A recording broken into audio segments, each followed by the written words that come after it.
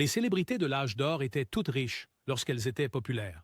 Une fois qu'elles ont quitté les feux de la rampe, les choses ont complètement changé. Beaucoup d'entre elles ne sont pas seulement mortes endettées, mais ont aussi dû vivre sur les routes. Nous allons parler de 27 autres célébrités de l'âge d'or qui sont mortes endettées, pauvres ou sur les routes. Bela Lugosi. Connu pour avoir incarné Dracula en 1931, Lugosi a connu une célébrité précoce mais a eu des difficultés plus tard en raison de stéréotypage, de multiples divorces et d'une dépendance aux drogues. Il s'est tourné vers des films à petit budget juste pour payer ses factures. Et à sa mort, en 1956, il n'avait presque rien à montrer pour son travail. Apparemment seulement environ 1900 $ en banque et 1000 $ en biens. Sa famille était si démunie qu'elle ne pouvait pas se permettre de payer ses funérailles. L'ami de la famille Frank Sinatra les a discrètement payés, soulignant à quel point Lugosi était devenu pauvre à la fin. Marie Prevost. Star populaire du film muet des années 1920. Prevost a vu sa carrière vaciller avec l'arrivée du cinéma sonore et des tragédies personnelles. Elle a sombré dans l'alcoolisme et les régimes draconiens, essayant de retrouver sa célébrité. Lorsqu'elle est décédée en 1937 à l'âge de 38 ans, la cause officielle était l'alcoolisme aigu et la malnutrition. De façon déchirante, son corps a été trouvé quelques jours plus tard dans un petit appartement et elle avait laissé une reconnaissance de dette de 110 $ à l'actrice Joan Crawford. Crawford a finalement payé les funérailles de Prevost, soulignant combien Marie avait peu d'argent. Veronica Lake. Une femme fatale hollywoodienne des années 1940 connue pour sa coiffure en picabou, les fortunes de Lake ont décliné dans les années 1950 à cause de l'alcoolisme et de problèmes de santé mentale. Elle a déclaré faillite et a même vu sa maison saisie par l'IRS pour arriérés d'impôts. En 1962, un journaliste l'a découverte vivant dans un hôtel bon marché et travaillant comme serveuse dans un bar-salon sous un pseudonyme. Bien qu'elle ait nié être sans ressources, Lake avait clairement des difficultés financières. Elle est décédée en 1973, à l'âge de 50 ans, largement oubliée, ayant passé ses dernières années à errer entre des hôtels bon marché et des petits boulots pour joindre les deux bouts. Charlie Bird Parker. Pionnier du bebop, Parker a révolutionné le jazz dans les années 1940 mais a lutté contre une dépendance à l'héroïne et à l'alcool qui a ruiné ses finances et sa santé. Il gagnait beaucoup d'argent à son apogée, mais sa dépendance l'a conduit à le dilapider.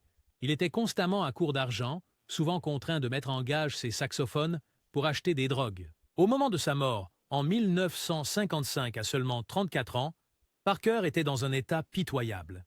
Il est mort dans l'appartement d'un ami, gravement malade et mal nourri, et son apparence était si trompeuse que le coroner a pensé que l'homme de 34 ans avait une cinquantaine d'années. Bird n'a laissé derrière lui ni économie ni bien notable, seulement un héritage musical, car ses années de vie difficiles l'avaient épuisé financièrement, ainsi que physiquement.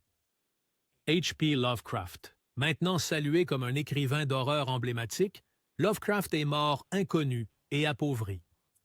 Il peinait à vivre de son écriture dans les années 1920 à 30. Il emménagea dans des logements de plus en plus petits avec sa tante et souffrit de malnutrition. Il succomba à un cancer intestinal en 1937, à l'âge de 46 ans, affaibli par son régime alimentaire pauvre et ses mauvaises conditions de vie. Les biens de Lovecraft étaient essentiellement sans valeur à sa mort.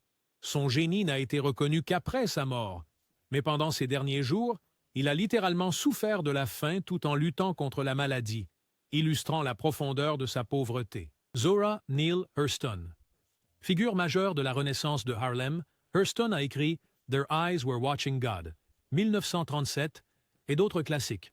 Mais après que sa renommée littéraire s'est estompée, elle a passé ses dernières années dans une détresse financière sévère, travaillant comme domestique et enseignante suppléante. À la fin des années 1950, elle a subi une attaque et a dû entrer dans un foyer d'aide sociale du comté. Hurston est décédée en 1960 à l'âge de 69 ans. Elle a même été enterrée dans une tombe non marquée faute de fonds disponibles pour une pierre tombale. Sa tombe est restée non marquée jusqu'à ce que 1973, lorsque l'autrice Alice Walker a acheté une pierre tombale. Au moment de sa mort, une nécrologie de l'Associated Press a noté que Hurston était morte dans l'obscurité et la pauvreté, ce qui résume tristement son dernier chapitre. Jack Kerouac. L'écrivain de la Beat Generation qui a connu la célébrité avec Sur la route, 1957, n'a jamais bien géré ses finances et buvait beaucoup. Dans les années 1960, Kerouac vivait avec sa mère, était éloigné de nombreux amis, et ses revenus s'étaient taris. Lorsqu'il est mort en 1969 à l'âge de 47 ans, d'une hémorragie interne causée par l'alcoolisme, l'ensemble de sa succession était évalué à un montant étonnamment bas de 91 $. Il a fallu des décennies pour que ses droits d'auteur et manuscrits accumulent une valeur posthume. De son vivant, il n'a vu que peu de récompenses financières, ne laissant derrière lui que quelques dollars et beaucoup de travaux non publiés. Leonard Chico, Max. En tant que membre des Marx Brothers, Chico a connu un énorme succès dans le vaudeville et à Hollywood dans les années 1930. Cependant, son jeu compulsif de toujours a dévoré ses gains. Il a dilapidé une fortune en Paris et a dû continuer à se produire bien après que ses frères se soient retirés confortablement, et juste pour payer ses dettes de jeu. À la fin de sa vie, il est mort en 1961 à 74 ans, ayant presque tout perdu de ce qu'il avait gagné. Son histoire est un avertissement.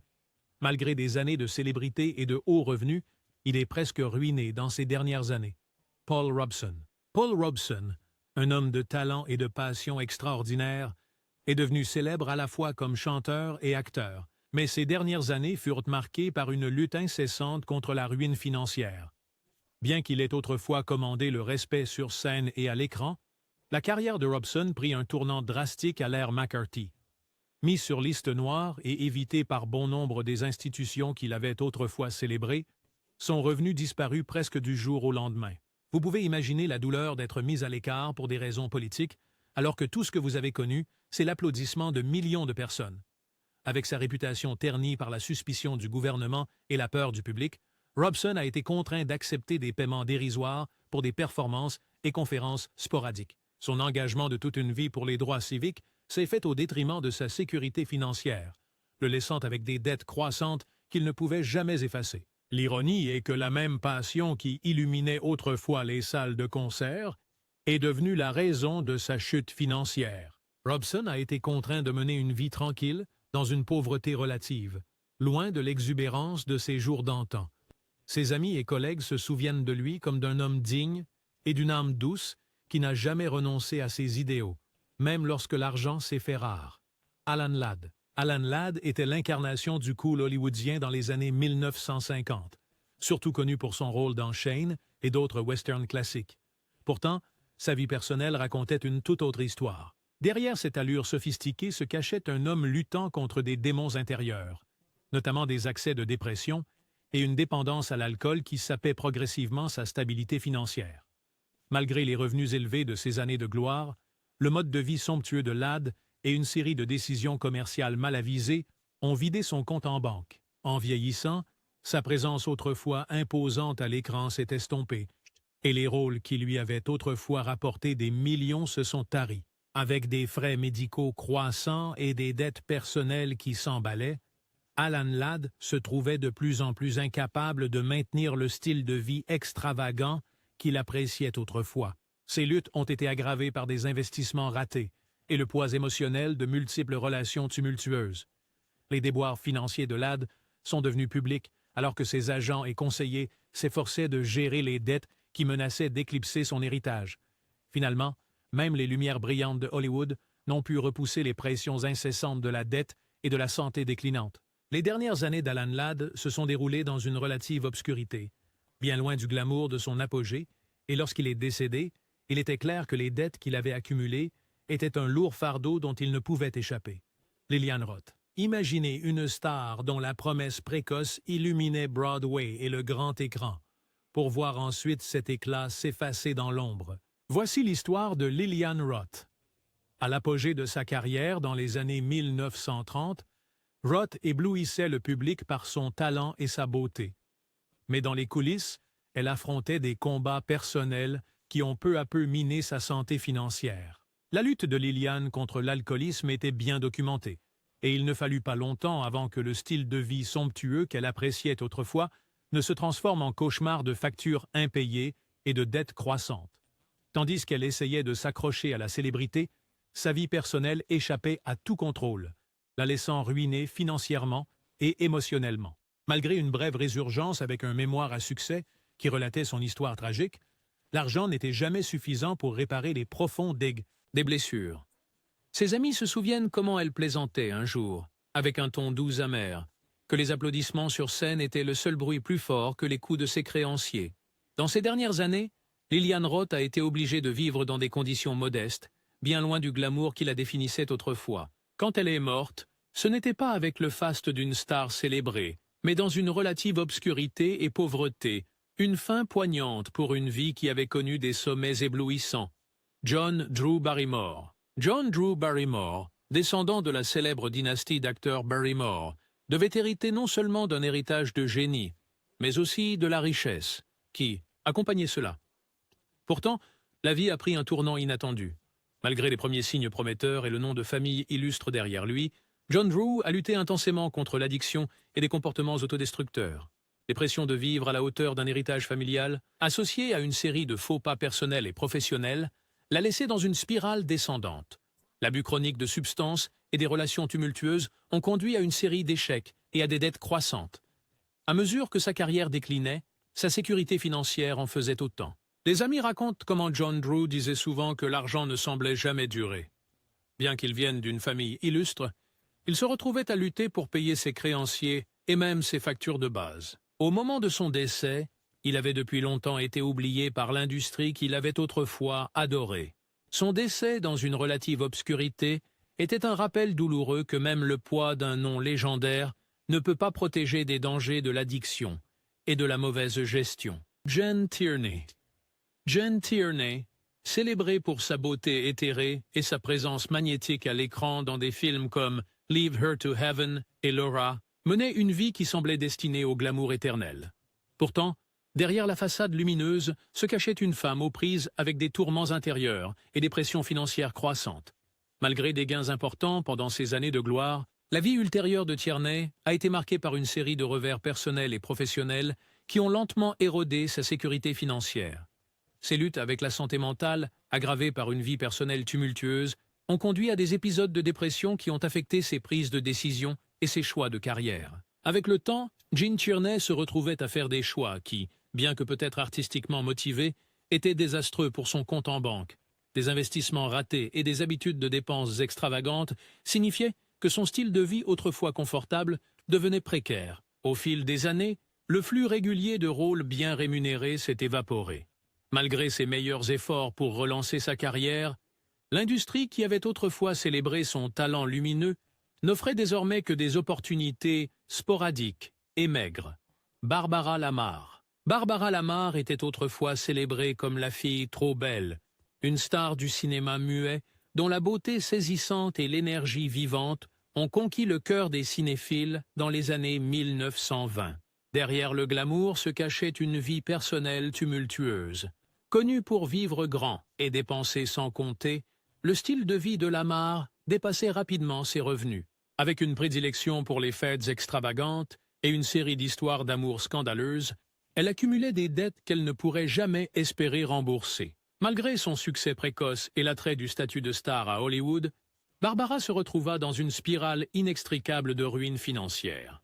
Alors que l'ère du film muet s'estompait et que les films parlants prenaient le relais, sa carrière autrefois prometteuse s'évapora presque du jour au lendemain. L'argent qui coulait autrefois si librement fut remplacé par des factures et des prêts accumulés, et les dettes devinrent une présence constante et écrasante dans sa vie. Les amis se souviennent de la façon dont elle se lamentait, que les paillettes d'Hollywood ne pouvaient pas payer le coût de la vie dans un monde. Jayne Mansfield. Jayne Mansfield était le symbole sexuel par excellence des années 1950, une artiste pétillante dont le personnage de blonde incendiaire a captivé l'imagination de millions de personnes. Pourtant, derrière ce sourire éclatant se cachait une femme dont la vie financière était constamment tourment. Malgré des gains énormes à son apogée, les habitudes de dépenses somptuaires de Mansfield et le coût élevé de l'entretien de son image glamour l'ont menée sur un chemin dangereux. Elle dépensait sans compter pour des maisons extravagantes, des voitures de luxe, des garde-robes de créateurs, en croyant qu'elle pouvait toujours gagner plus que ses dépenses. L'industrie du divertissement est capricieuse, et lorsque les rôles ont commencé à manquer, ses revenus ont également diminué. Ses dettes ont commencé à s'accumuler, alimentées par une série de mauvaises décisions commerciales et des démêlés juridiques. Même si elle continuait à travailler dans des films et des spectacles, l'argent qu'elle gagnait avec ses obligations croissantes Ses amis se souviennent de sa frustration de ne pas pouvoir échapper au cycle des dépenses et des dettes, un cycle qui semblait engloutir chaque centime qu'elle gagnait. Finalement, l'excès même qui a fait d'elle une star est devenu sa perte. Tex Ritter. Tex Ritter, un chanteur country et acteur adoré, apportait autrefois de la joie aux spectateurs avec sa voix profonde et résonnante et son charme robuste. Au début de sa carrière, il était un exemple éclatant du rêve américain. Une star autodidacte qui s'est élevée de débuts modestes pour gagner le respect à la radio et au cinéma. Cependant, au fil des années, la situation financière de Tex a pris un tournant brutal. Malgré ses premiers succès, il est tombé dans les pièges des dépenses excessives et des mauvaises décisions d'investissement. Son amour pour les belles choses de la vie, les voitures rapides, les propriétés campagnardes et les gadgets coûteux a fini par dépasser les revenus de ses performances. À mesure que l'industrie musicale évoluait et que de nouveaux talents émergeaient, Tex avait du mal à décrocher les contrats lucratifs qui faisaient autrefois sa fortune. Ses amis disent qu'il plaisantait souvent sur son statut de riche pauvre, riche en talent, mais pauvre en argent. Gloria Graham, connue pour sa voix sensuelle et sa présence brûlante à l'écran dans des films comme The Big Heat, avait autrefois ébloui le public avec son talent impeccable. Pourtant, derrière le glamour, se cachait une vie en proie à des luttes personnelles et financières. La carrière précoce de Gloria lui a apporté des gains significatifs. Mais une série de relations tumultueuses et de mauvais investissements a lentement épuisé son compte en banque. Alors que les goûts d'Hollywood changeaient, sa fortune aussi. Les rôles se firent plus rares, et les projets qu'elle décrocha ne payaient qu'une misère comparée à ses succès précédents, acceptant des rôles plus petits, et même du travail à la télévision pour subvenir à ses besoins.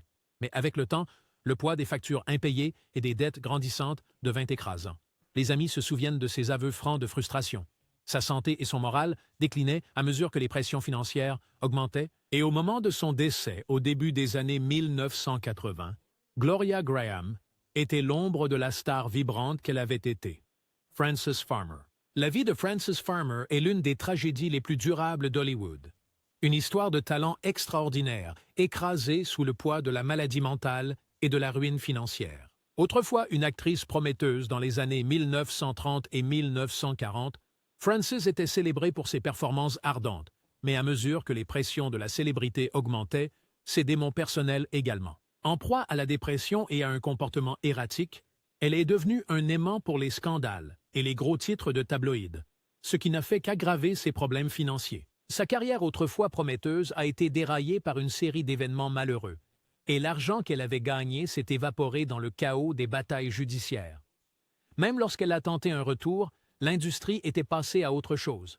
La vie de Frances Farmer a sombré dans un cycle tragique de malchance, la laissant sans le sou et oubliée par le public qui l'avait autrefois adorée. Robert Walker. Robert Walker était autrefois présenté comme l'un des jeunes acteurs prometteurs d'Hollywood, illuminant les écrans avec son charme et sa beauté robuste dans des films qui captivaient le public des années 1950. Pourtant, derrière cet extérieur confiant se cachait une vie de charges financières croissantes et de démons personnels. La rapide ascension de Walker fut stoppée par des luttes contre la dépendance et la pression de devoir répondre à d'énormes attentes. De mauvaises décisions financières, des dépenses somptueuses en fait, des habitudes coûteuses et un style de vie qui dépassait ses revenus l'ont conduit à une profonde dette. À mesure que sa carrière déclinait, son compte en banque en souffrit également. L'argent qui coulait autrefois à flot commença à se tarir, le laissant aux prises avec des factures impayées et des prêts qu'il ne pouvait pas y gérer. Des amis et des collègues se souviennent plus tard comment le talent prometteur de Robert a été éclipsé par son incapacité à contrôler ses affaires personnelles. Sa vie est devenue une mise en garde sur ce qui se passe lorsque le talent et les opportunités sont gâchés par l'autodestruction. William Holden. William Holden, un nom synonyme de l'âge d'or d'Hollywood, a jadis dominé le grand écran avec des succès comme Sunset Boulevard et Stalag 17. Derrière les accolades et son charisme à l'écran, les dernières années de Holden ont été marquées par une instabilité financière et des défis personnels. Malgré des millions gagnés au cours de sa carrière, une série de mauvaises affaires, de divorces et un style de vie de plus en plus coûteux ont progressivement épuisé sa fortune. Il luttait en privé avec des dettes croissantes et le H. Mauvaise gestion financière. Alors que sa santé déclinait et que les rôles se faisaient plus rares, l'argent qui affluait autrefois sur son compte en banque ralentissait à un ralentissement. Les amis se rappellent qu'il se lamentait du coût de la vie dans un monde qu'il avait autrefois célébré. Un monde où même un acteur célèbre pouvait être défait par les simples réalités de la vie. Dans ces dernières années, William Holden a dû accepter des projets plus petits et des rôles de caméo juste pour payer ses factures, un contraste frappant avec la célébrité des superproductions de sa jeunesse. Carl Switzer, mieux connu sous le nom d'Alfalfa des comédies Our Gang, était autrefois le centre adorable d'une série bien aimée qui a conquis les cœurs des spectateurs à travers l'Amérique. Mais l'histoire de sa vie ultérieure est celle d'un déclin déchirant. En tant qu'enfant star, Carl gagnait beaucoup d'argent. Pourtant, en vieillissant, la magie de sa célébrité précoce s'est évaporée. Luttant pour passer d'enfant star à rôles adultes, il s'est retrouvé écarté par une industrie qui n'avait plus de place pour lui une fois la nouveauté dissipée. Avec peu d'opportunités et des obligations financières croissantes, les revenus de Carl ont chuté de manière spectaculaire et une incapacité à échapper à l'ombre de son ancien personnage à l'écran. Les dettes qu'il a accumulées, provenant de mauvais investissements et un mode de vie imprudent, ainsi que les coûts élevés pour maintenir une image publique. Des amis se souviennent de comment, dans ces dernières années, il était hanté par le souvenir de son succès précoce. Tragiquement, la vie de Carl Switzer s'est terminée de manière violente. Il a été mortellement abattu lors d'une dispute en essayant de recouvrer une dette. Sa mort a marqué une fin tragique à une vie qui avait autrefois apporté de la joie à tant de gens. Un rappel brutal des retournements cruels que peut prendre la célébrité enfantine. Margaret Sullivan. Margaret Sullivan, avec son sourire chaleureux et sa présence captivante, était autrefois l'une des actrices principales chéries d'Hollywood. Connue pour ses performances dans des films mêlant esprit et émotions sincères, elle a charmé le public dans les années 1930. Pourtant, en coulisses, Sullivan faisait face à une lutte implacable qui érodait lentement sa stabilité financière. Des démons personnels, y compris des accès de dépression et une série de relations tumultueuses, l'ont menée sur un chemin de mauvaise gestion financière. Malgré des revenus considérables, à son apogée, elle a fait une série d'investissements imprudents. Les amis faisaient souvent remarquer la pression de maintenir son image et son héritage. Alors que les rôles et les opportunités se faisaient plus rares avec le temps, l'argent qui coulait autrefois à flot se faisait rare, et elle s'est retrouvée prise dans un cycle de factures croissantes et de paiements en retard. Dans ces dernières années, les problèmes financiers de Margaret Sullivan sont devenus impossibles à cacher. Sa vie autrefois élégante a cédé la place à une série de circonstances modestes, bien loin du glamour de sa jeunesse. Quand elle a finalement succombé aux pressions qui l'avaient longtemps accablée, c'était dans une atmosphère de désespoir silencieux et de ruine financière. Wallace Reed. Wallace Reed était l'une des premières grandes stars du cinéma muet, un idole de matinée qui attirait autrefois des foules par milliers dans les cinémas. Dans les années 1910, il incarnait la promesse d'Hollywood avec un physique attrayant et une présence à l'écran magnétique qui captivait l'imagination du public. Mais au fil du temps, la tragédie a frappé sous la forme de douleurs chroniques et de dépendance à la morphine. Une blessure l'a conduit sur une sombre voie de dépendance, et bientôt, la substance qui était censée soulager sa souffrance est devenue la cause de sa chute. La dépendance croissante de Wallace Reed a vidé ses finances, alors qu'il dépensait somptueusement en drogue et traitements qui l'ont finalement laissé sans le sou. Bien qu'il ait autrefois touché de beaux salaires et profité d'un mode de vie luxueux, ses dettes ont rapidement augmenté, alors qu'il tentait désespérément de maintenir sa santé et son image. À la fin, son corps et son compte en banque étaient tous deux ravagés par le prix implacable de l'addiction. La vie de Reed, autrefois pleine de promesses et d'adoration, s'est terminée dans un sanatorium où il est mort sans le sou et largement oublié. Son histoire tragique rappelle que le succès précoce et la célébrité peuvent rapidement s'évanouir face aux dures réalités de la dépendance et de la mauvaise gestion financière, un avertissement issu des débuts même d'Hollywood. Lou Tillegen. Lou Tillegen, une idole des matinées des années 1920, était célébrée pour son apparence saisissante et sa présence imposante à l'écran. Pourtant, derrière cette façade glamour, se cachait une vie marquée par des relations tumultueuses et des erreurs financières catastrophiques.